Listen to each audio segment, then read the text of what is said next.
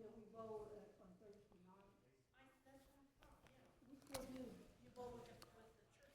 Me. Okay. Me, David, and Tony, so Randy, Steve, and Matt, and another one's on there. Good morning, class. Hope you're all doing well. It's a good morning, isn't it? Oh, yeah. Today we're going to look at the life of Gideon. I call him the reluctant hero. He had a lot of confidence issues in himself. I'm going to read verses 1 through 7. As you probably remember, Israel went through different cycles in their relationship with God. They started out well when they're close to God. They became complacent, and because they became complacent, they did not have the power to resist sin, and they got into idol worship and all sorts of practices like the pagan nations were doing. So then God left them over to their enemies on all sides of them, and they were punished greatly, so much that they came to their senses, cried out to God, and then God, they became faithful as long as there was a judge ruling over them. But when that judge died, they fell back into the same old pattern. It's several times in the book of Judges. See. Again, the Israelites did evil in the eyes of the Lord, and for 7 years he gave them to the hands of the Midianites.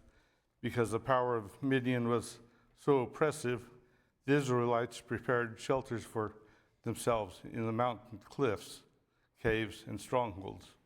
Do you know who the Midianites were?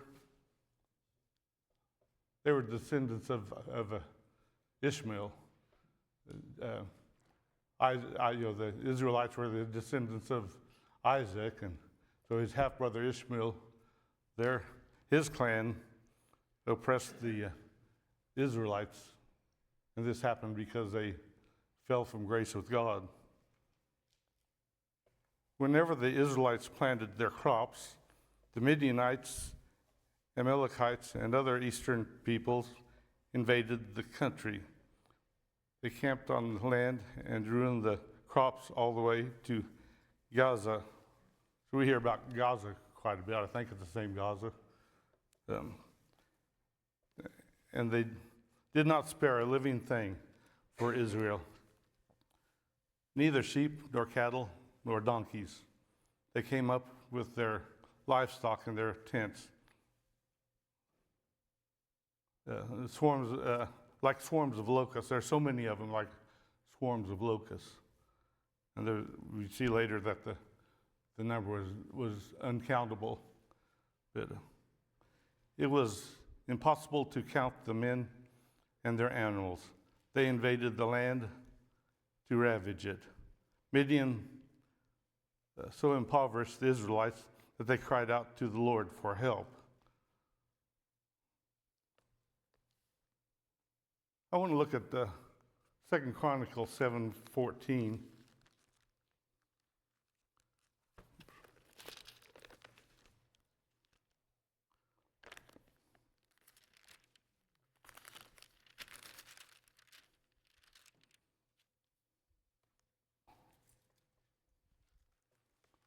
And I believe this is mainly to Israel, but it could apply to the Christians today also.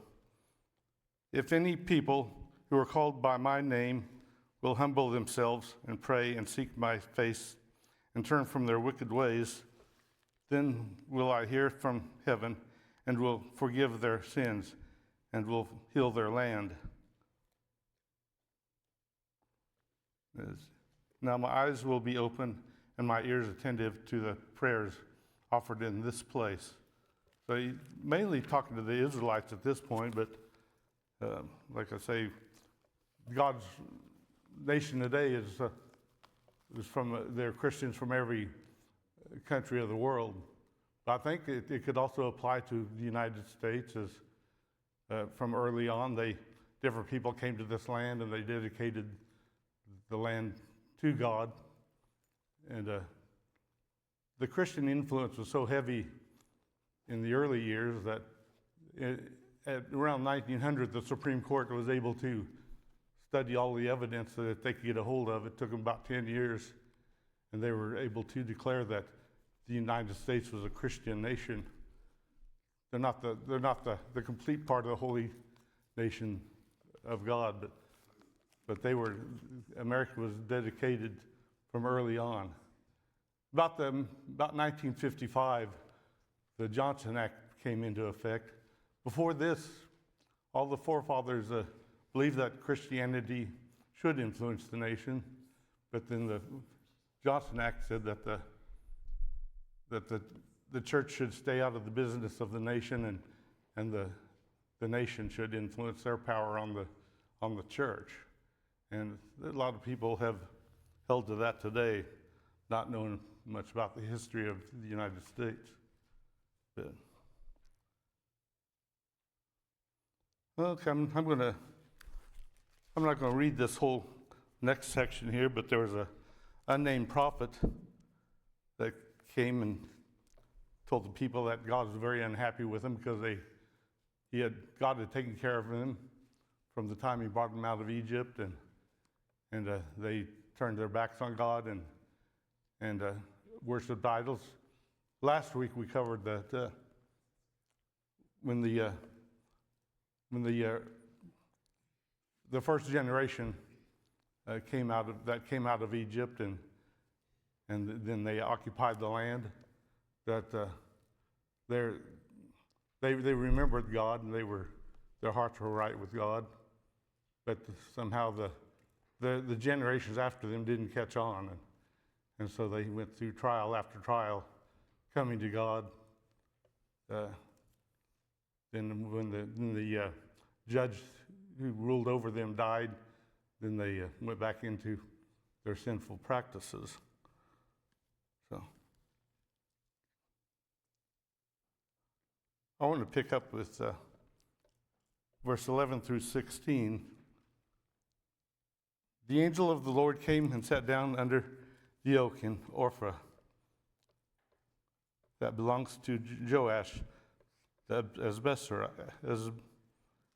Abiezrite. I'm sorry, I'm butchering these names again. Where his son Gideon was threshing wheat in a winepress to keep it from the Midianites. Okay, I don't know, somehow he's able to bring in crops with all that oppression, and to not draw attention to himself, he did not thresh the wheat on a threshing floor. It was a larger, noticeable size, and I think it was usually done outdoors, but he did it. He threshed the wheat in a wine press. It took longer, but he was able to hide what he was doing from the Midianites.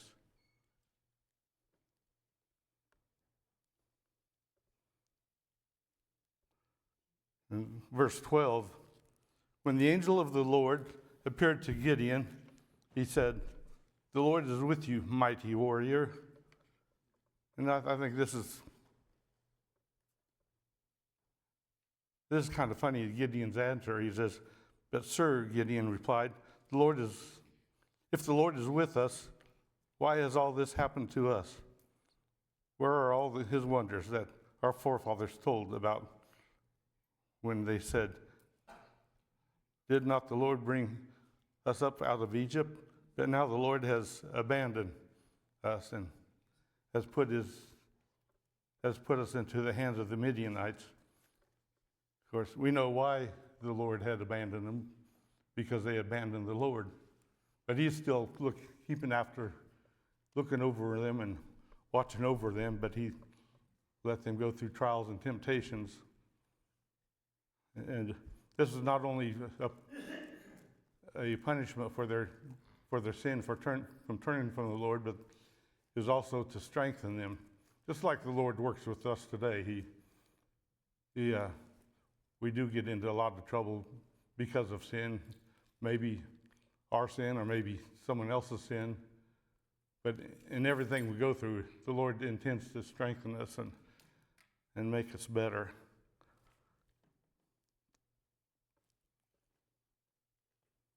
Okay, so Gideon has a funny reply to the Lord. The Lord calls him a mighty warrior.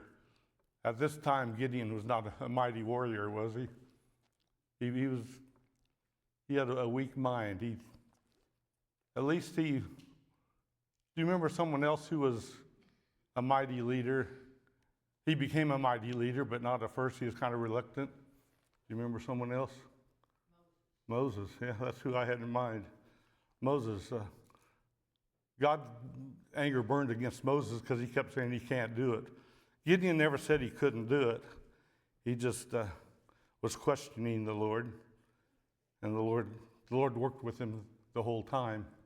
There's several things that Gideon goes through. I think it's interesting that God can see us where we end up with His help.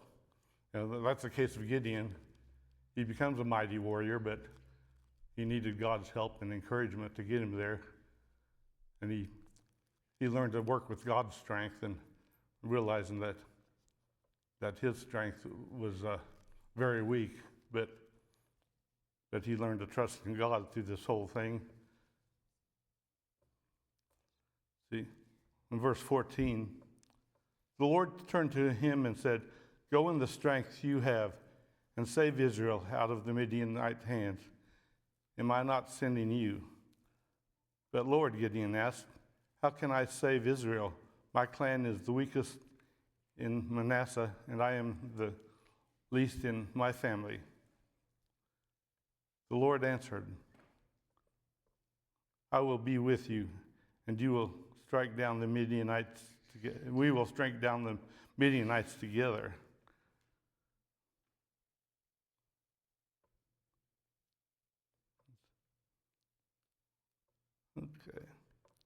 Okay, in verse 19, well, Gideon wants to offer a sacrifice to the Lord. He gets a young goat and an ephah of flour that made with bread without yeast. And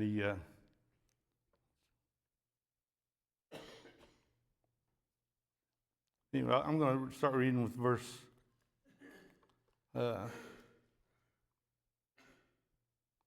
he also brought a pot of, I guess, some kind of a broth. I want to look at verse 20 and following. The angel of the Lord said to him, "Take the meat and the unleavened bread, place them on this rock, and pour out the broth." And Gideon did so. With the tip of the staff that was in his hand, the angel of the Lord touched the meat and the unleavened bread. Fire flared up from the rock, consuming the meat and the bread, and the angel of the Lord disappeared.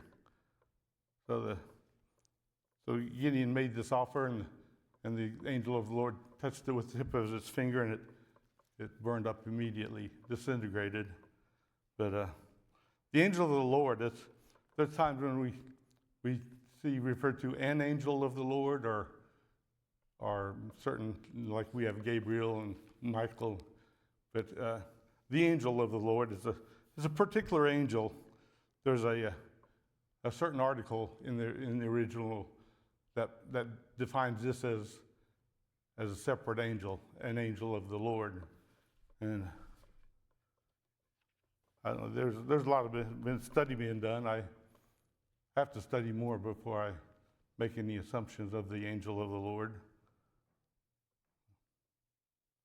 Okay. Verse 22, when Gideon realized that it was the angel of the Lord, he exclaimed, "Ah, sovereign Lord, I have seen the angel of the Lord face to face." And he is kind of amazed he didn't die, apparently, because we look at that next verse, 23. But the Lord said to him, "Peace, do not be afraid. You are not going to die." this angel of the Lord came and assured him that he was the angel of the Lord, and Gideon he's glad that he didn't die because he met the angel of the Lord. Verse 24, so Gideon built an altar to the Lord. There he called it, "The Lord is Peace." To this day it stands in Ophrah of the Abiezrites. Okay, the next night the Lord comes to him in a dream and gives him some instructions. That same night the Lord said to him, "Take the second bull from your father's herd, the one 7 years old. Tear down your father's altar to Baal and cut down the Asherah pole beside it. Then build a proper kind of altar to the Lord your God on the top of this height, using the wood of the Asherah pole that you cut down. Offer the second bull as a burnt offering." Do you know what the Asherah pole was originally modeled after? Remember when Moses was instructed to make a bronze serpent and put it on a pole and rise it up so that people could look at it and be healed from their snake bites? Anyway, this somehow became an idol to them.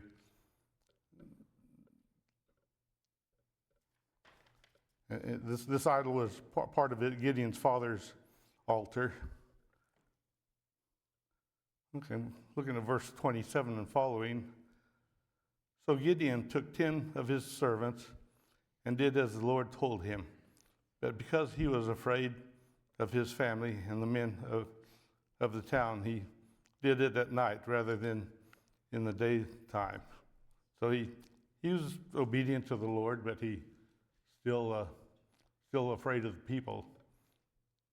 There was someone in the New Testament, you remember, at this point, Gideon's a soldier by night. Do you remember someone in the New Testament was a disciple by night because of the fear? Remember Nicodemus? He came to the Lord by night. He was a disciple, but he was afraid to let people know it. And this is where Gideon's at. And continuing with verse 28. In the morning, when the men of the town got up, there was Baal's altar demolished, with the Asherah pole beside it cut down, and the second bull sacrificed on the newly built altar. They asked each other, "Who did this?" When they carefully investigated, they were told Gideon, son of Joash, did this. The men of the town demanded of Joash, "Bring out your son, he must die, because he has broken down Baal's altar and cut down the Asherah pole beside it." Okay, but Joash, even though he had this idol and he was somewhat like the people around him, he stuck up for his son Gideon. Starting with verse 31. But Joash replied to the hostile crowd around him, "Are you going to plead Baal's cause? Are you trying to save him? Whoever fights for him shall be put to death by morning. If Baal really is a god, he can defend himself when someone breaks down his altar." So Baal didn't defend himself, so what's that mean? He's not really a god, is he? Yeah. So that day they called Gideon Jerubbaal, saying, "Let Baal contend with him, because he broke down Baal's altar."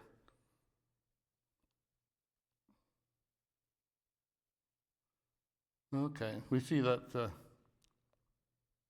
I want to start with verse 33. Now, all the Midianites, Amalekites, and other eastern peoples joined forces and crossed over the Jordan and camped in the valley of Jezreel. Then the Spirit of the Lord came upon Gideon, and he blew a trumpet, summoning the Abiezrites to follow him. He sent messages throughout Manasseh, calling them to arms, and also into Asher, Zebulun, and Naphtali, so that they too went up to meet him. So there's a great army amassed against Israel of these nations, and Israel had, compared to them, Israel had a very small number, but this is going to be too much for God to work with. Why did God want to cut their numbers down?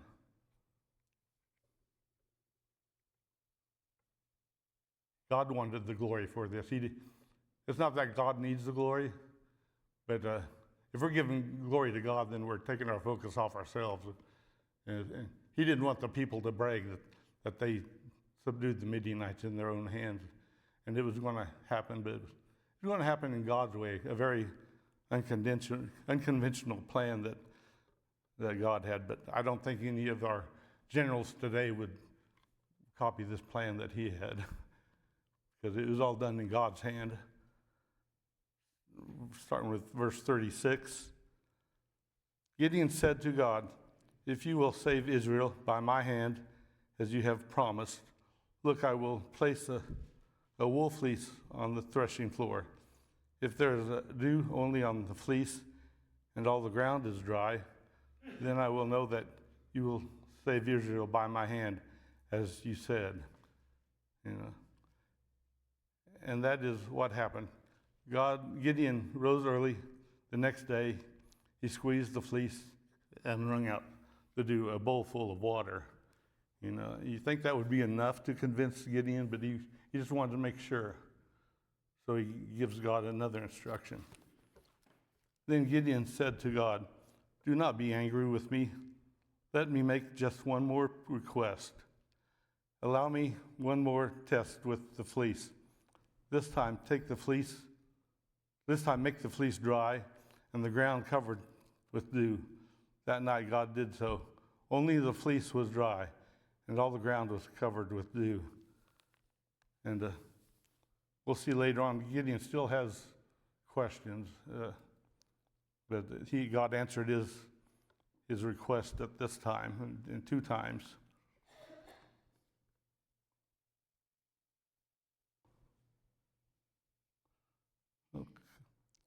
Go to chapter 7, verse 2. Well, I'll go to chapter 7, verse 1. Early in the morning, Jerubbaal, that is Gideon, and all his men camped at the spring of Harod, the camp of the Midians north of them in the valley near the hill of Moriah. The Lord said to Gideon, "You have too many men for me to deliver Midian into their hands, in order that Israel may not boast against me that their own strength has saved her. Announce now to the people, anyone who trembles with fear may turn back and leave Mount Gilead." So 22,000 men left, while 10,000 remained.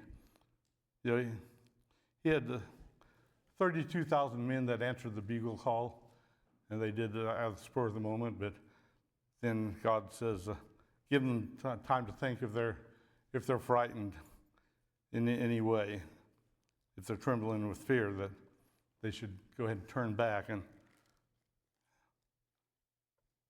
22,000 left and 10,000 remained. And that's a really small number to contend with the armies with the Midianites. But God can do it. But he trimmed them down even more.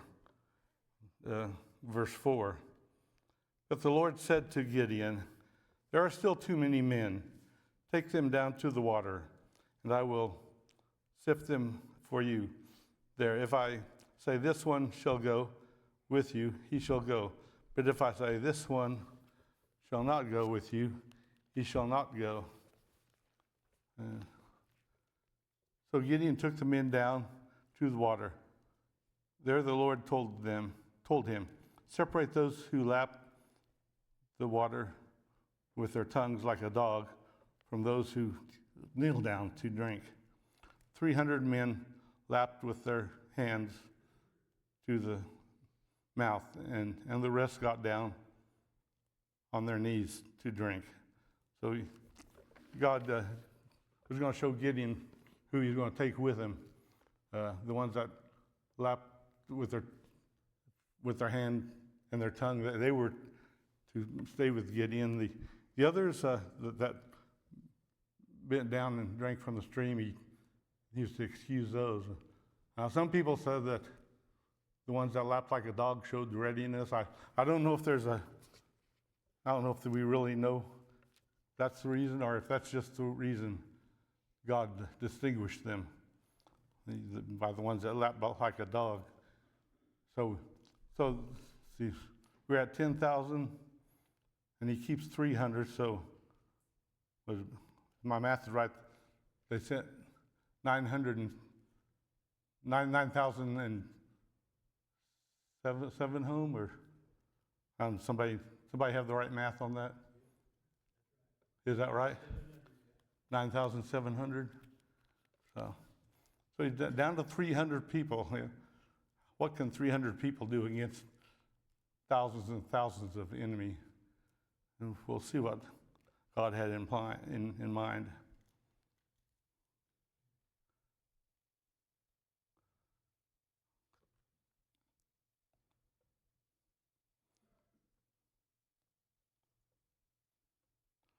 Okay, God seeing Gideon was still lacking in confidence, so he said, go down, sneak down there and listen to what they're saying. So Gideon and his,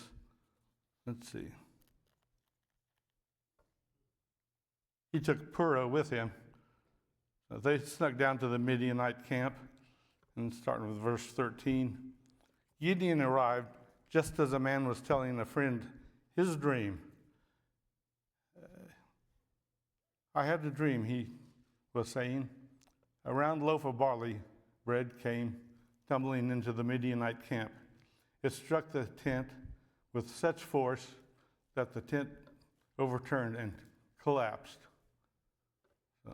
So this is his dream, that a barley loaf came into the camp and struck the tent with a lot of force, and it collapsed. His friend responded, this Midianite friend responded, this can mean nothing other than the sword of Gideon, son of Joash, the Israelite. God has given the Midianites and the whole camp into his hands. So this helped encourage Gideon. So he took 300 men and divided them into 3 forces. And Gideon and the 100 men with him reached the edge of the camp at the beginning of the middle watch. Just after, I guess that's somewhere in the middle of the night, the middle watch. Just after they had changed the guard, they blew their trumpets and broke the jars that were in their hands. The 3 companies blew the trumpets and smashed the jars, grasping the torches in their left hand and holding in their right hands the trumpets they were to blow. They shouted, "A sword for the Lord and for Gideon." While each man held his position around the camp, all the Midianites ran, crying out as they fled. So they smashed the jar. They held the torch in their hands, and they blew their trumpets. And this caused a lot of confusion in the Midianite camp.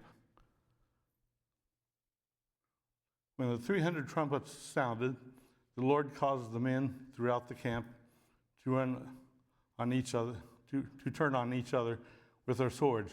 The army fled to Beth Shittah towards Zerah, as far as the border of Abel Mohillah, near Tabith. Israelites from Naphtali, Asher, and Manasseh were called out, and they pursued the Midianites. Gideon sent messengers throughout the hill country of Ephraim, saying, "Come down against the Midianites and seize the waters of the Jordan ahead of them as far as Beth Beth-Barah. So as they did what they were instructed to do, the Midianites were wondering what's going on. And they turned their swords on each other and slew each other. There was a lot of confusion in their camp. And the Lord defeated the Midianites in this way. And all that Gideon and his 300, all they did was follow the Lord's instructions. They did not do anything that would have caused the defeat of the Midianites. It was everything that the Lord did is what caused the defeat of the Midianites.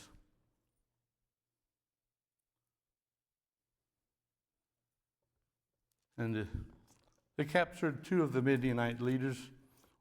This is verse 25, Oreb and Zeb. They killed Oreb at the rock of Oreb and Zeb at the wine presses of Zeb. They pursued the Midianites and brought the heads of Oreb and Zeb to Gideon, who was by the Jordan. This is two of the major generals of the Midianite army, and they brought their heads by the Jordan, it says. Then there's a couple kings that they pursue. Well, before that, I'm just going to narrate this section.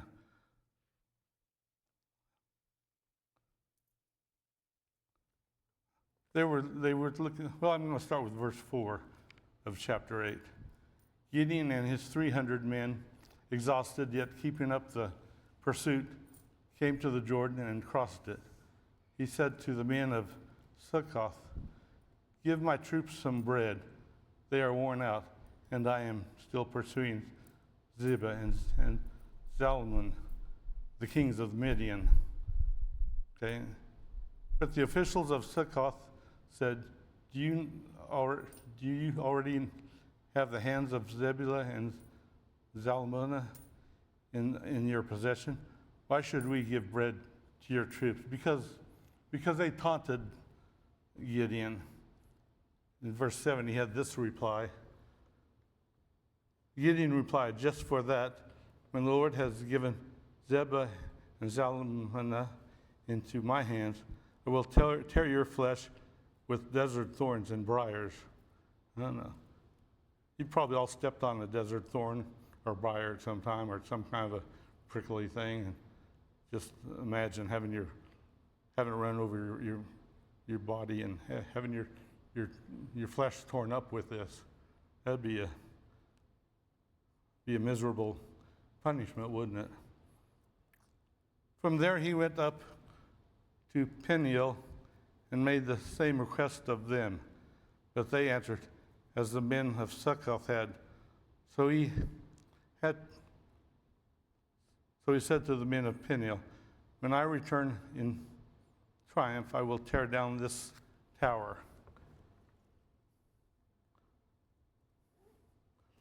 Okay, in verse 10, now Zebah and Zalmunna were in Karkor with a force of about 15,000 men, all that were left of the armies of the eastern peoples.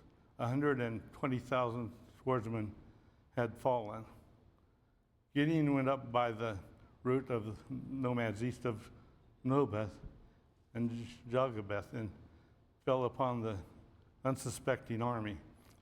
Zebah and Zalmunna, the two kings of Midian, fled, but he pursued them and captured them, routing their entire army.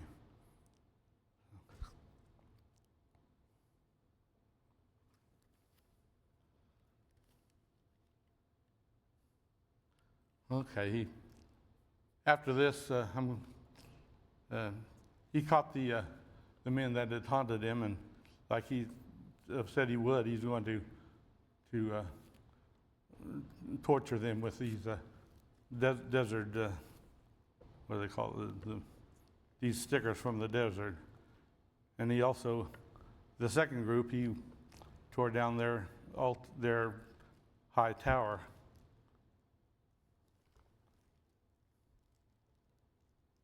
But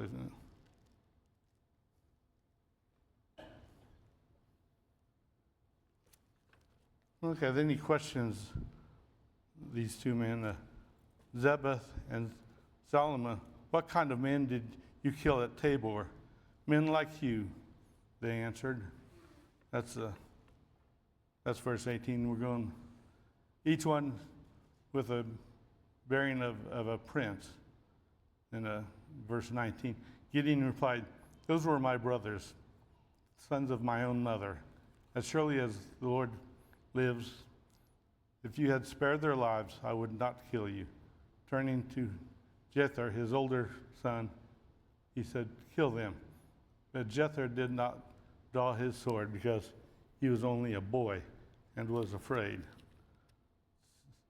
Zebah and Salmon said, come do it yourself. As is the man, so is the strength.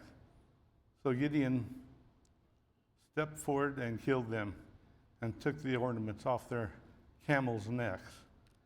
You know, I'm thinking you got to have a lot of money if you have ornaments on your camels' necks, as the Midianites.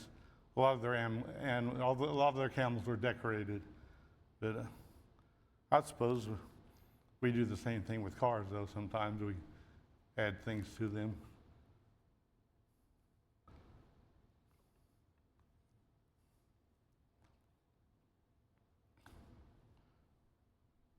Okay, we're going to start with verse 22. The Israelites said to Gideon, rule over us, you, your son, and your grandson, because you have saved us out of the hand of Midian. But Gideon told them, I will not rule over you, nor will my son rule over you. The Lord will rule over you. And he said, I do have one request, that each of you give me an earring from your share of plunder. It was the custom of the Ishmaelites to wear gold earrings. So they took these gold earrings from the Ishmaelites and they gave some of them to Gideon as he had requested. They answered, we will be glad to give them. So they spread out a garment, and each man drew a ring from his plunder unto it. The weight of the gold rings he asked for came to 1,700 shekels, not counting the ornaments, the pendants, or the pendants and the purple garments worn by the kings of Midian, or the chains that were on their camels' necks. Then we're in verse 27. Gideon made the gold into a ephod, which he placed in Ophrah, his town. All Israel prostituted themselves by worshiping it there, and it became a snare to Gideon and his family.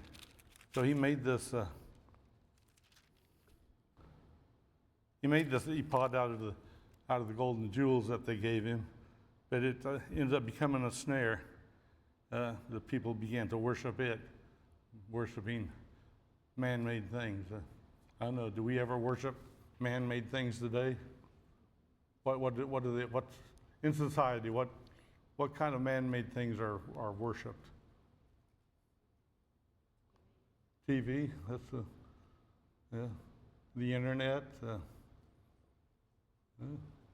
Money, jobs. What's that? Cars, yeah.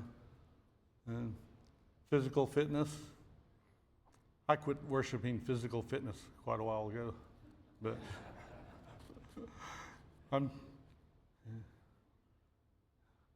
there's several things that are man-made that are worshipped that have, in some people's minds, have given them priority over God.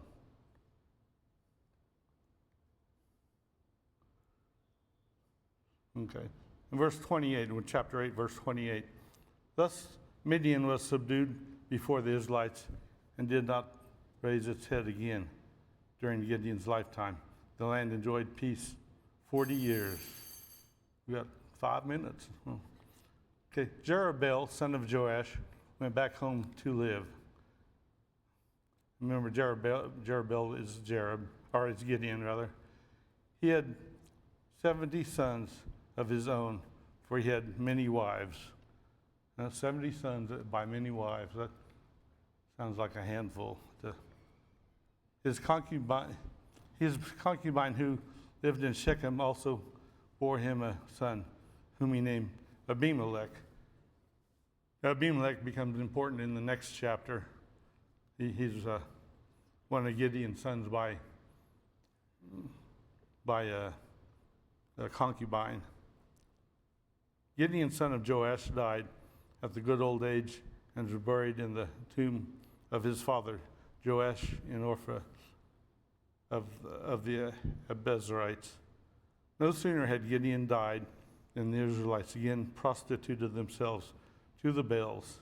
Now they fall into the same old habit. Once their leader dies, and they prostitute themselves to the Baals. They worship the Baals. They set up Baal Berith as their god and did not remember the Lord their God, who had rescued them from the hands of their enemies on every side. They also failed to show kindness to the family of Jerubbaal, that is Gideon, for all the good things that he had done.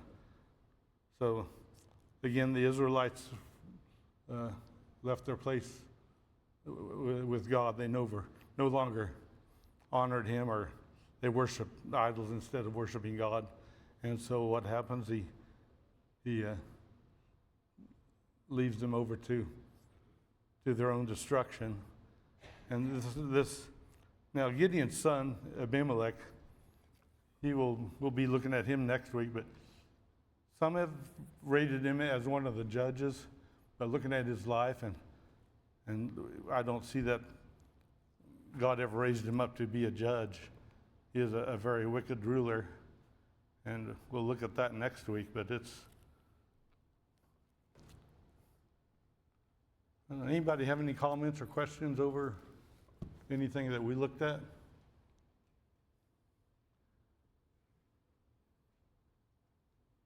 We just need to remember to, even when things are going well and God is with us, we just need to remember to not become complacent, not to forget about God, not to worship other gods as the natural progression goes, and we need to. When we do make a mistake, we feel like God's not with us, we need to cry out to God, and that he will send a deliverer or send some deliverers to help us out. There's just a few minutes left. That's all I have, unless anyone has anything to add to it. Let's go ahead and end with a prayer. Thank you, Father, for this class time together. Thank you for giving us the Bible to study and glean insight and guidance. Help us find our path in life that leads to you. And Father, we know that sometimes it's kind of a rugged path. It's a narrow, it's the least accepted path among many, but we want to follow that narrow path. We want to be with you in heaven. And Father, just continue to be with us in our worship time together, that we will be able to know your presence with us, and that you will accept our times together as glorifying you, and through listening, through song, through obeying Jesus in the Lord's Supper. And we just want to become like Christ and be a light to the world, and bring others to Christ. In Jesus' name, amen. There's a minute or two left maybe, but I'm all done.